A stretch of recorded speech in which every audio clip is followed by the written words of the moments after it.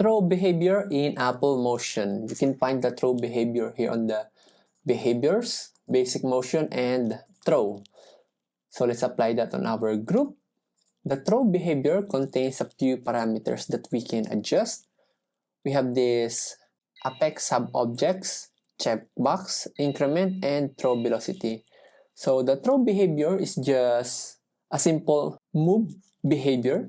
First, let's trim our group. So what do I mean when I said a simple move behavior? Because here on the throw velocity, you can just set the speed or the distance of the throw, or the movement, or the position, or let's just think of the movement. So from here to the first frame to the last frame, our layers will move from this part to this part. So if we scrub through our timeline, very simple throw. So it's just literally a throw movement.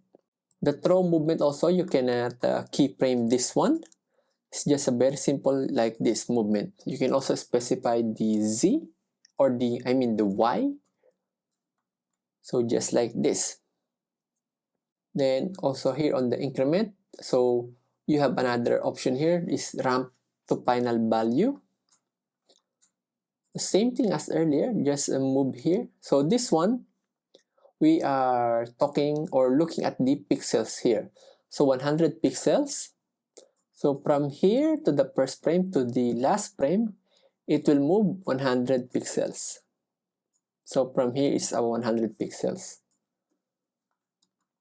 So up to here is around 1735 pixels from the initial position. Now let's look at the apex sub-objects. This one will work if you have some particles. So let's make a particle of our star here. I'm gonna set it to line. So it looks like this. Let's turn off the throw first. So it looks like this. It just grows on this part. But when the throw and apex sub-objects is applied and turned on, you will notice that our particles now is being thrown to this, to the X, the place where we set earlier. So just like this.